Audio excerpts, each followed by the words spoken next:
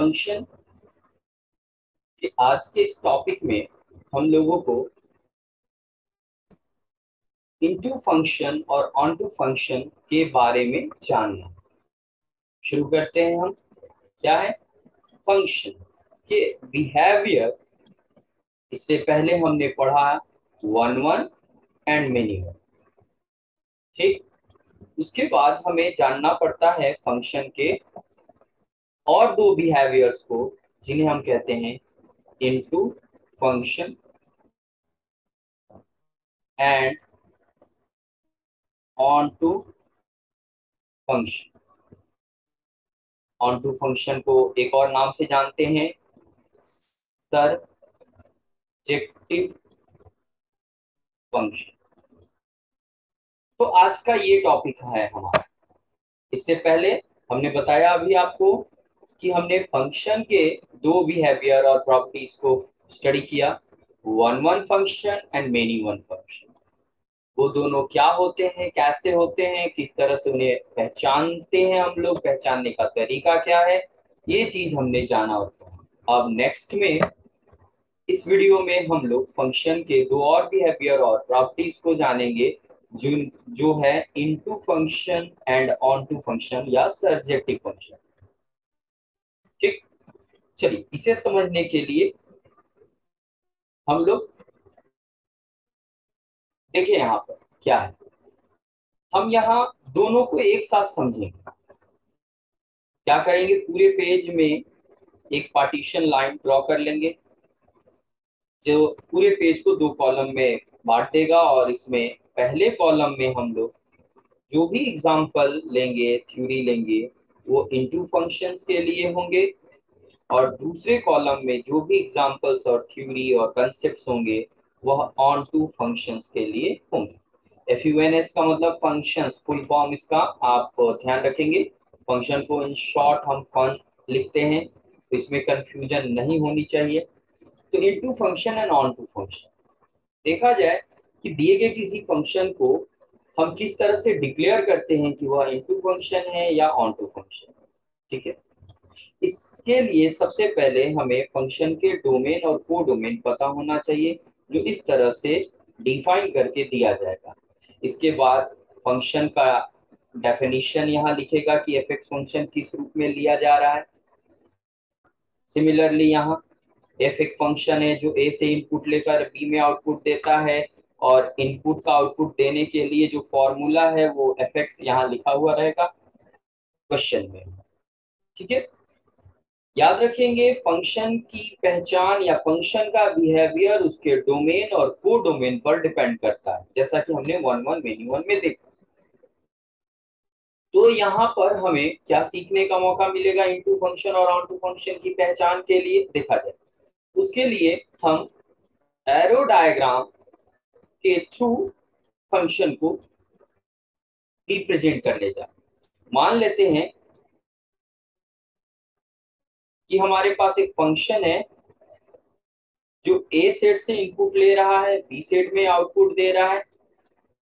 इस फंक्शन का नाम एफ है, जैसा कि ऊपर लिखा गया। एफ एक फंक्शन है जो ए से इनपुट लेकर बी में आउटपुट देगा, ऐसे इस तरह से। ठीक है, एग्जाम्पल देखा जाए, मान लेते हैं इनपुट में यानी ए सेट में तीन मेंबर्स है 1 2 3, और दूसरे सेट में मेंबर्स हैं 2 3 4 5। याद रखेंगे यहाँ सिर्फ और सिर्फ इनटू ऑन टू फंक्शंस की पहचान करेंगे। Function one one many one है कि नहीं, अभी इससे कोई मतलब नहीं रखेंगे, मतलब नहीं रखना है।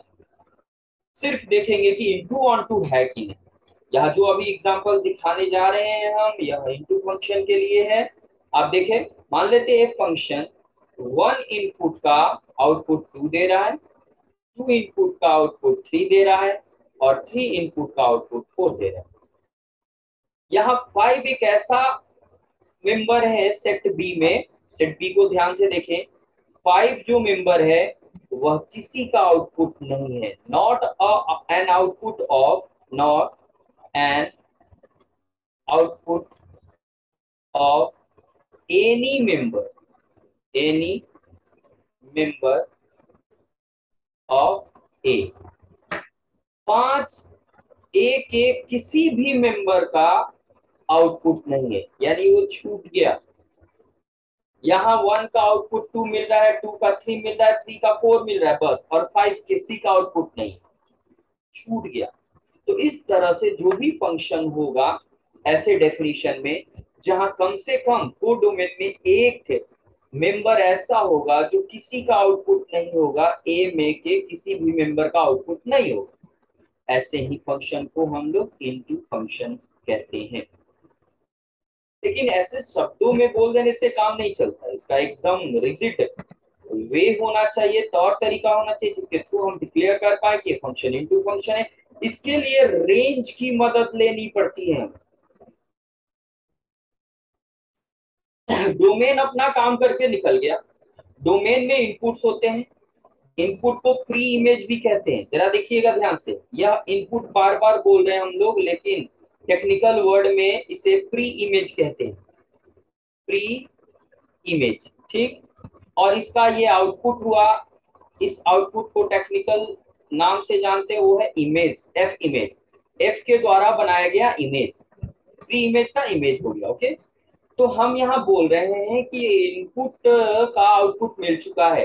अब इनपुट से कोई मतलब नहीं है, आउटपुट पर फोकस करना, यानी केवल सेट बी पर फोकस करना, और यहाँ से हमें रेंज और कोडोमेन निकालना। जरा रेंज लिखा जाए, रेंज ऑफ फंक्शन एफ ऐसे लिखते हैं, इसे ऐसे भी लिखते हैं, डोमेन को ब्रैकेट के अंदर दे करके, नोटेशन पर ध्यान रखें देंगे। रेंज क्या होता है? Set of all outputs, set of all outputs, जितने भी आउटपुट्स मिले हैं उनका सेट। और देखो तो आउटपुट कौन कौन मिला है, जो तीर से जुड़ा हुआ है, 1 का 2 मिला तो 2 आउटपुट हुआ, इनपुट 2 का 3 मिला तो 3 आउटपुट हुआ, और इनपुट 3 का 4 मिला तो 4 आउटपुट हुआ, बस। जबकि कोडोमेन क्या होता है, दूसरे सेट को कोडोमेन कहते हैं, यानी बी को, यानी पूरा का पूरा सेट कोडोमेन कहलाता है। उसमें हमें आउटपुट वगैरह देखने की जरूरत नहीं होती है, पूरे कलेक्शन का नाम है कोडोमेन। अब जरा दोनों को कंपेयर करें, रेंज और कोडोमेन को कंपेयर करें, हम क्या देख रहे हैं कि यहाँ रेंज और कोडोमेन बराबर नहीं है, बल्कि रेंज प्रॉपर सबसेट है कोडोमेन का, और यही है पहचान का तरीका। जब कभी भी हमें इनटू ऑन टू फंक्शन की पहचान करनी है, तो इनटू फंक्शन तभी होता है जब रेंज कोडोमेन का प्रॉपर सबसेट हो, यानी रेंज में मेंबर्स कम हो और कोडोमेन में मेंबर ज्यादा हो, ऐसे होना चाहिए। रेंज कोडोमेन इक्वल नहीं होना चाहिए, ऐसे फंक्शन को हम इनटू फंक्शन कहते हैं। ओके, अभी नेक्स्ट एग्जांपल देखिए जरा, जिससे और क्लैरिटी आपको मिलेगी, और तब जाकर आप आराम से बता पाएंगे, पहचान पाएंगे इनटू ऑन टू फंक्शन। फिर से ए में हम इनपुट रख रहे हैं 1 2 3, बी में कुछ मेंबर्स हैं जो जहां से हमें आउटपुट मिलेगा एफ के कारण। चलिए देखा जाए, 3 4 और 5, बस ये तीन मेंबर्स हैं। 1 के कारण आउटपुट, 1 का आउटपुट 3 मिल रहा है, 2 का 4 मिल रहा है, और 3 का 5 मिल रहा है। जरा देखें ध्यान से, बी सेट में सारे मेंबर्स आउटपुट बन चुके हैं, कोई छूट नहीं रहा है, ठीक। तो क्या देख रहे हैं हम, रेंज ऑफ फंक्शन क्या बन रहा है यहाँ, तो रेंज ऑफ फंक्शन सारे आउटपुट का कलेक्शन, यानी 3 4 और 5 का कलेक्शन। और कोडोमेन क्या है यहाँ, जरा देखा जाए, कोडोमेन भी सेट बी होता है, और सेट बी में कौन कौन है, 3 है, 4 है, और 5। आप क्या देख पा रहे हैं कि रेंज जो है यहाँ कोडोमेन के बराबर हो रहा है, कोडोमेन के बराबर। और इस आधार पर हम कहते हैं, ये बात बताते हैं कि हमारा फंक्शन ऑन टू है। तो ये इनटू होने का शर्त है, ये ऑन टू होने का शर्त है। हमें इनटू ऑन टू पहचान के लिए रेंज और कोडोमेन को कंपेयर करना पड़ता है, ये पॉइंट हमने नोट किया। इसको नोट कर लेते हैं आगे के पेज पर। जब कभी भी हमें इनटू ऑन टू फंक्शन की पहचान करनी हो, तो रेंज और कोडोमेन को कंपेयर करते हैं किस सेंस में, चलिए देखा जाए। Note, whenever we have to identify whether a given function is an into function or an onto function। तो ये पहचानना है तो क्या करते हैं, वी कंपेयर, हम तुलना करते हैं। कंपेयर करने का मतलब सेट को कंपेयर करने का मतलब सबसेट है नहीं है ये बताना। Compare range and codomain of the function, हम कंपेयर करते हैं। क्या होता है, अगर रेंज बराबर हो जाए कोडोमेन के तो हम ये डिक्लेयर करते हैं function F is onto on the given set. और दूसरा कि जब रेंज प्रॉपर सबसेट हो जाए यानी छोटा हो कोडोमेन से, सबसेट हो लेकिन छोटा वाला, तो हम कहते हैं कि function F is N into function on the given definition set. और इस प्रकार से हम इनटू ऑन टू की पहचान कर लेते हैं। तो इन शॉर्ट हमने आपको समझा दिया कि इनटू ऑन टू की पहचान कैसे की जाती है। ओके, अभी ध्यान देना है कि हमें यहाँ रेंज पता करने आना चाहिए, क्योंकि जब भी इस पर बेस्ड प्रॉब्लम आता है तो मैक्सिमम प्रॉब्लम में रेंज प्रोवाइड नहीं किया जाता। आपको रेंज खुद पता करना पड़ता है। कोडोमेन दिया हुआ रहता है, कोडोमेन कैसे दिया हुआ रहता है समझिए इस बात को। आपको हमेशा फंक्शन को डिफाइन करके देगा। एक एग्जांपल दे रहे हैं कि एफ नाम का कोई फंक्शन है, ए एक सेट है, बी एक दूसरा सेट है, और डेफिनेशन ऑफ फंक्शन यानी कैसे वो आउटपुट देगा, यहाँ एक फॉर्मूला दे देगा, जो भी फॉर्मूला यहाँ लिखे थे, जिसमें ध्यान रहे कि जो पहला सेट ए है that is the domain of the function. ये डोमेन है यानी इनपुट्स यहीं रहते हैं, इनपुट्स यहीं रहते हैं, यहीं से आपको इनपुट उठाना है। और ये है कोडोमेन, यहाँ आउटपुट रखा रहता है। अब आपको पहचानना है कौन आउटपुट है कौन इनपुट है, उसी के आधार पर रेंज बनता है और रेंज में ही आपके आउटपुट्स होते हैं। तो फंक्शन जब भी दिया रहेगा रेंज नहीं दिया रहेगा, सामान्य तौर पे डोमेन और कोडोमेन दिया रहेगा, आपको रेंज पता करना पड़ता है। रेंज पहचानने का तौर तरीका आपकी जिम्मेवारी होती है। तो रेंज निकालने आना चाहिए, देखा जाएगा क्वेश्चन जैसे मिलेगा तो अलग अलग टाइप के क्वेश्चन में हमें रेंज कैसे पता करना होता है वो देखा जाएगा। इससे पहले अब चलते हैं, हम इंटू ऑन टू के बारे में समझ गए हैं कि कैसे उसकी पहचान होती है, तो एग्जाम्पल पर आते हैं और प्रॉब्लम सॉल्व करते हैं। तो आइए यहाँ प्रॉब्लम सेक्शन में आपको एक फंक्शन एफ नाम से दिया गया, आर इन डोमेन है और को डोमेन भी आर, और डिफाइन कर रहा है फंक्शन को कुछ ऐसे। क्या दे रहा है ये 3x+5। आपको पहचानना है कि यह डेफिनेशन में जो फंक्शन दे रखा है वह इनटू फंक्शन है कि ऑन टू फंक्शन। तो इसके लिए काम कैसे करना होगा बंधु, हमें रेंज पता करना होगा। रेंज पता करने का एक तरीका है, जब डोमेन पूरा रियल नंबर का सेट दिया हो, ये डोमेन है, ये कोडोमेन, तो अभी तो कोडोमेन से कोई मतलब नहीं, अभी डोमेन से डिसाइड किया जाता है कि रेंज कैसे निकाला जाए। हम हिंट कर रहे हैं, व्हेन डोमेन क्या हो, set of all real numbers यानी -इंफिनिटी से +इंफिनिटी तक हो, तो क्या करते हैं, then express the function, the express the value of x in form of y and discuss its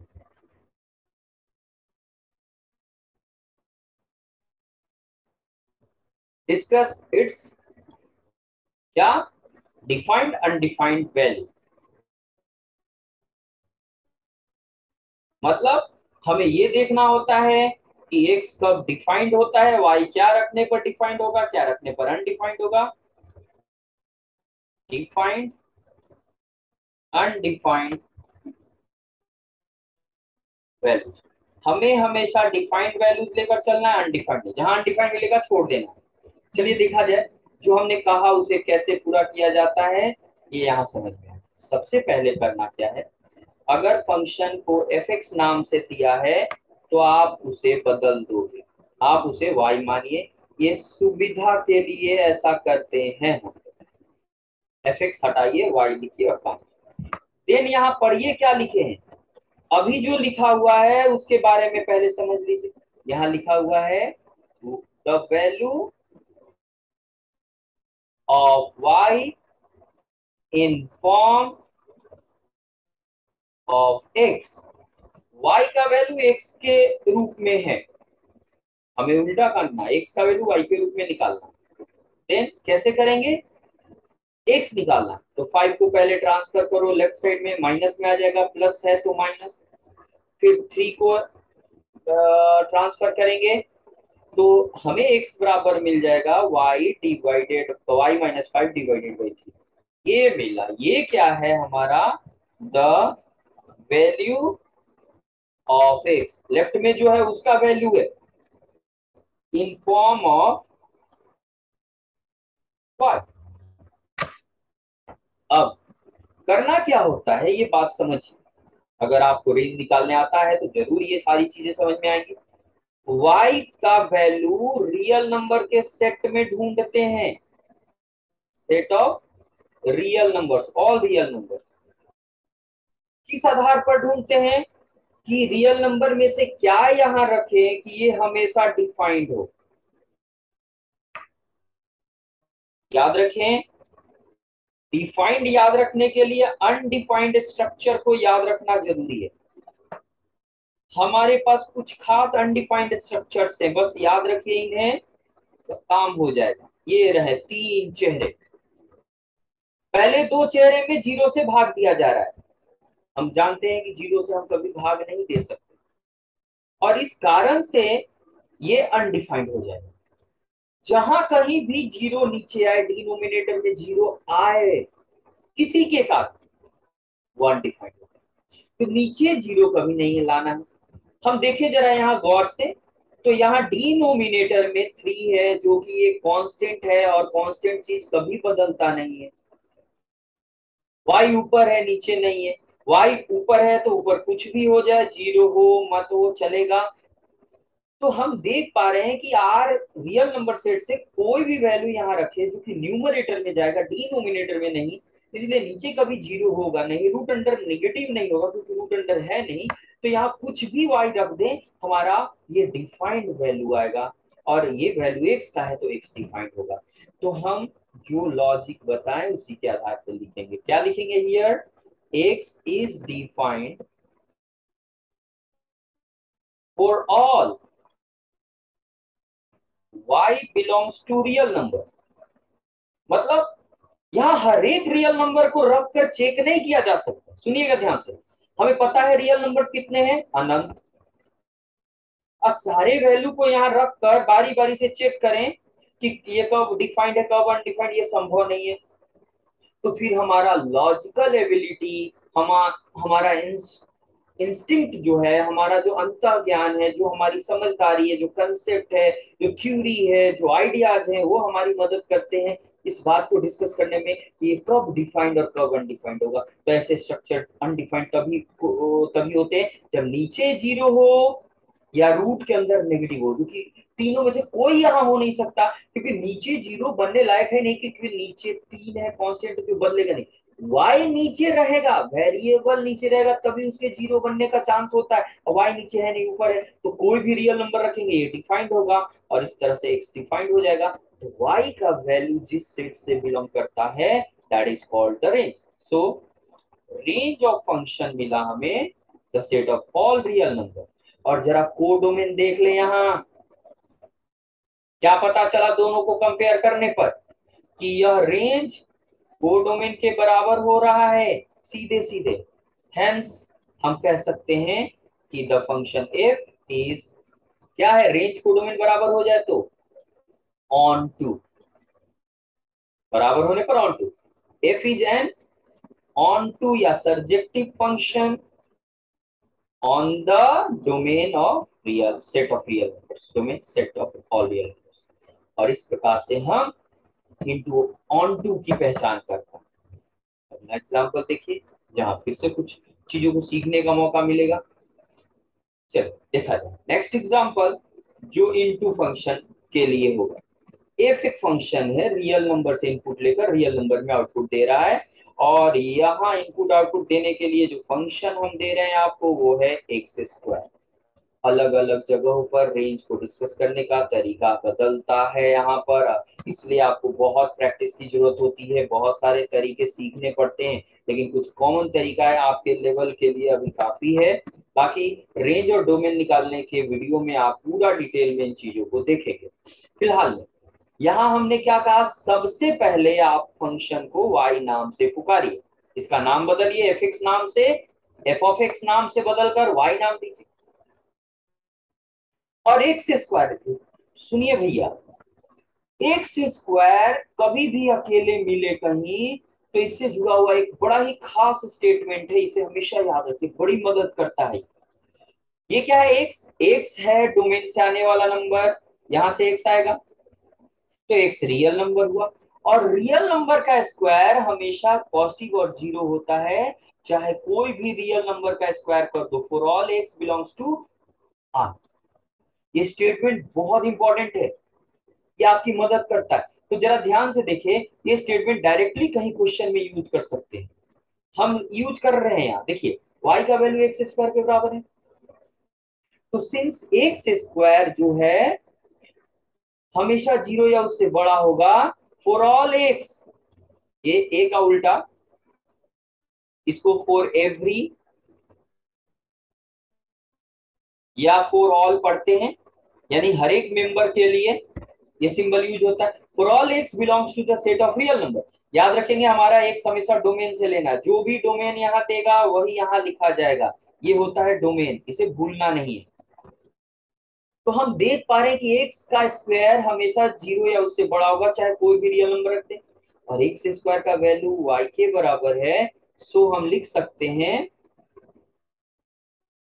कि y, एक्स स्क्वायर की जगह y लिख दीजिए, बराबर है will be greater than equal zero, यानी जीरो या उससे बड़ा होगा चाहे कोई भी रियल नंबर आप रख ले। तो ये देखो, y के बारे में ही डिस्कस करना होता है रेंज निकालने के लिए, तो y के बारे में पता चला कि y x कुछ भी रखेंगे तो y या तो जीरो होगा या पॉजिटिव होगा, इसलिए रेंज पता चल गया। हियर रेंज मिल गया हमें, रेंज क्या है, जीरो और जीरो से बड़े सारे रियल नंबर का कलेक्शन, जिसे ऐसे इंटरवल में दिखाते हैं। अब जरा कोडोमेन देख ले बंधु, बट कोडोमेन क्या है, वो कोडोमेन है set of all real numbers. इसका मतलब होता है माइनस इंफिनिटी से प्लस इंफिनिटी, यहाँ पर पॉजिटिव नंबर्स भी हैं, जीरो भी है और नेगेटिव नंबर्स भी है, जबकि यहाँ दो ही चीज है, या तो जीरो है और पॉजिटिव है, तो जाहिर सी बात है यहाँ नेगेटिव नंबर है नहीं, इसलिए सिंस, क्या लिखेंगे, रेंज और कोडोमेन अलग अलग दिख रहे हैं, since range is a proper subset, छोटा हो गया किससे, कोडोमेन से, यानी नॉट इक्वल है, हेंस हम कह सकते हैं f is into an into function on the domain R। और इस प्रकार से हम इनटू ऑन टू की पहचान कर पाते हैं। एक एक एग्जाम्पल आपको केवल इंटू ऑन टू फंक्शन की पहचान के लिए दिखाया गया। ऐसे आपको डिफरेंट डिफरेंट टाइप के एग्जाम्पल्स मिलेंगे जो उन वीडियोज में आपको अवेलेबल करवाएंगे हम, जहां सिर्फ क्वेश्चन का कलेक्शन हो। तो आज के लिए इतना ही। वीडियो को ध्यान से देखें, पढ़ें, समझने की कोशिश करें और चैनल को शेयर करें, लाइक करें।